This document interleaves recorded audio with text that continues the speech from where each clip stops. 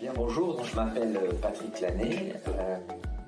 je suis donc le nouveau directeur artistique de Vannes Photo Festival. Alors j'ai à la fois une formation supérieure en gestion de projets culturels et également donc un double cursus en esthétique, un master recherche et doctorat sur la photographie. Alors, la photographie à la fois dans sa relation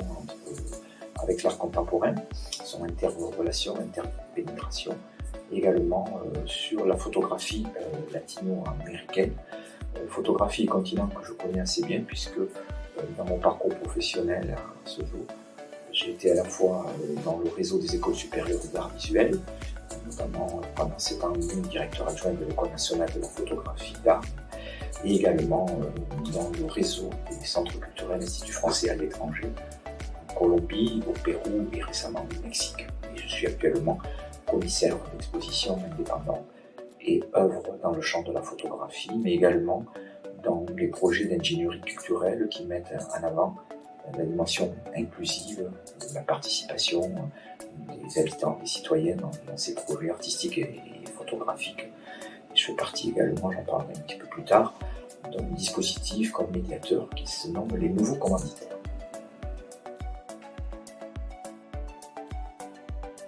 Projet artistique, puisqu'effectivement j'ai répondu à ce marché public, a été retenu par rapport justement à un souhait au niveau de ce festival qui est très connu par les Vannaitais et les Vannaises et dont la renommée d'ailleurs va au-delà du simple territoire, donc ça s'élargit au niveau régional et national, puisqu'il s'agissait effectivement de proposer un projet artistique pour renouveler un petit peu les lignes de ce festival qui, on en parlera tout à l'heure, passe au rythme d'une biennale. Et ce que j'ai proposé donc dans mon projet artistique, donc qui a attiré l'attention, c'est à la fois donc que ce festival soit encore plus inclusif, c'est-à-dire soit encore plus ancré à son territoire. Je vais vous expliquer comment, mais aussi soit en même temps, mais c'est pas antinomique, au contraire ouvert sur la région, sur la Bretagne, mais aussi donc sur le territoire français et également, même si c'est modeste, mais également une dimension internationale.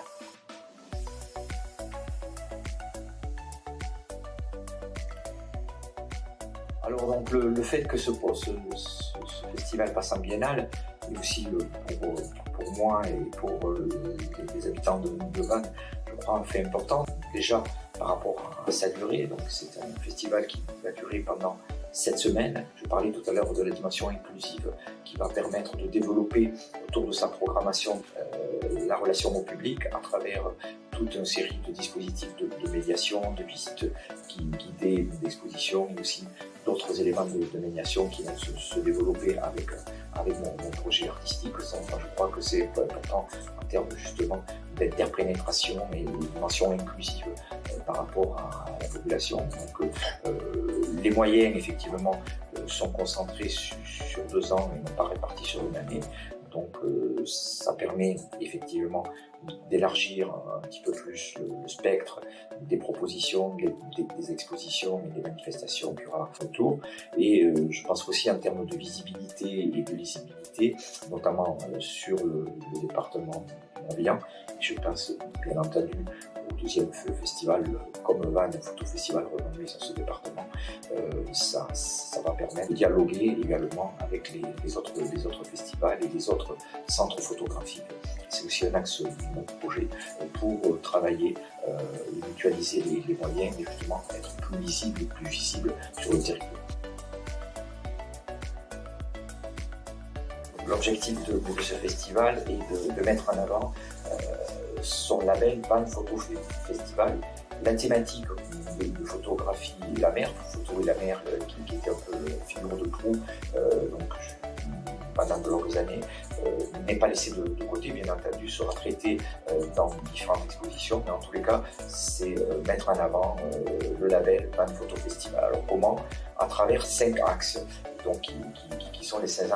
axes force de mon projet artistique.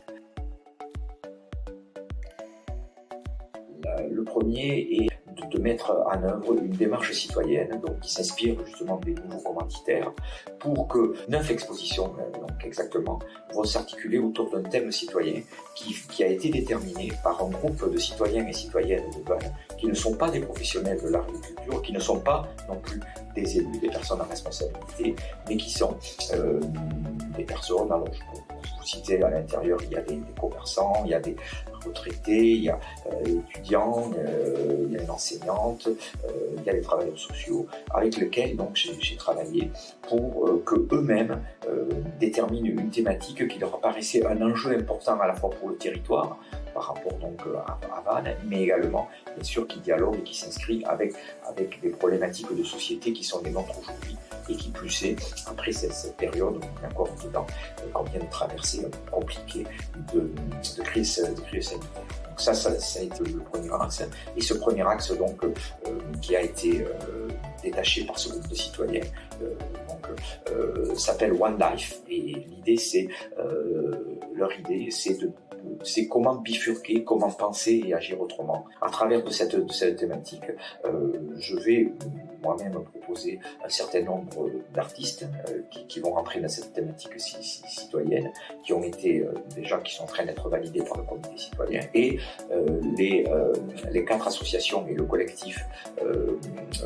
Vanneté de photographes qui travaillent et qui est partenaire de ce festival depuis de nombreuses années vont également travailler autour de cette thématique, et ainsi que le concours national qui est lancé. Donc il y aura une dizaine d'expositions autour de cette thématique. Deuxième thématique, Vannes est un port ouvert sur l'océan Atlantique, et bien sûr au loin il y a les Amériques, et j'ai proposé en deuxième thématique qu'un pays américain, en l'occurrence sud-américain, dont la photographie est peu connue, soit invité d'honneur pour cette biennale, et on le sera en 2024. En 2022 ça va être le Pérou, et là nous allons proposer 3 moments forts, donc 2 expositions, une sur la dimension patrimoniale historique avec un auteur marquant de la photographie péruvienne, une autre œuvre, une pièce plus contemporaine d'un artiste visuel qui va dialoguer d'une certaine manière avec son collègue photographe du siècle dernier, et une soirée donc, qui sera dédiée à la photographie contemporaine péruvienne. Troisième axe,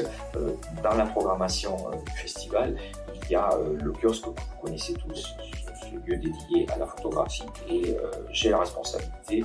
la charge donc, de cette programmation pour la Biennale et pour l'été 2022, mais aussi pour l'été 2023 et la Biennale 2024, pour la grosse exposition, si je peux dire, de l'été. Et là, j'ai proposé un thème qui s'appelle Rhizome. Alors pourquoi Rhizome? Qu'est-ce que j'entends par là? C'est-à-dire, je souhaite inviter, parce qu'aujourd'hui ça me paraît fondamental, qui plus est justement avec cet épisode qu'on vient de passer, comment le virus nous a ramené à la réalité dans le sens de la relation, des interrelations qui existent aujourd'hui, ou qui existaient, ou qui n'existent plus, ou qu'il faut retisser entre les humains et les espèces vivantes, les espèces non humaines sur cette planète.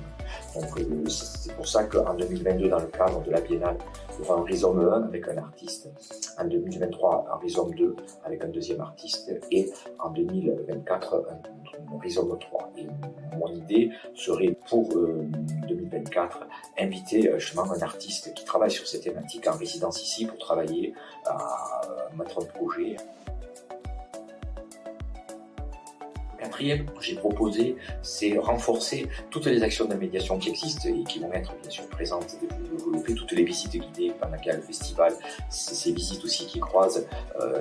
la rencontre avec ce patrimoine extraordinaire que possède Vannes, et les expositions photographiques qui vont justement dialoguer avec ce patrimoine dans les différents espaces publics, autant dans le centre historique que sur le port, à travers donc un thème que j'appelle la critique. C'est-à-dire, je pense qu'un festival comme celui-là doit aussi contribuer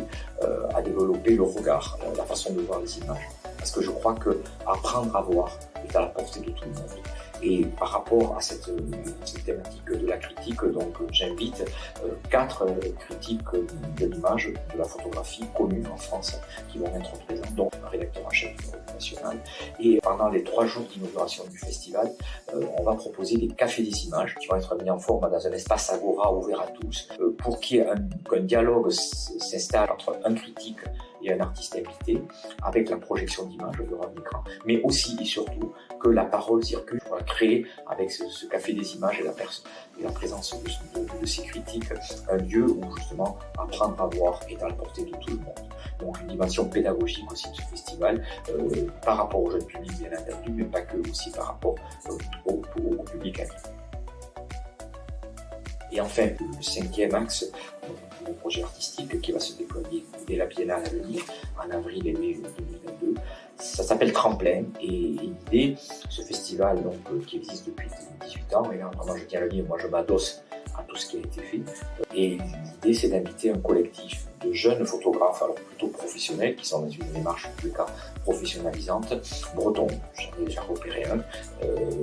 à qui je vais confier un espace, les clés, si je puis dire, leur donner une carte blanche, leur donner également un petit budget, pour qu'ils puissent montrer leur travail, à la fois leur photographie, sur quelle thématique ils travaillent actuellement, mais aussi les productions annexes, parce que je crois qu'aujourd'hui, et ça c'est un élément aussi de mon projet artistique, ce que je souhaite dans cette programmation, c'est qu'il y en ait pour tous les goûts, et on puisse aussi balayer, autant faire se peut, tous les langages photographiques. Aujourd'hui, la photographie, c'est bien entendu des photos encadrées ou accrochées au mur, mais c'est aussi du web documentaire, c'est aussi de la micro-édition, c'est aussi des formes numériques de création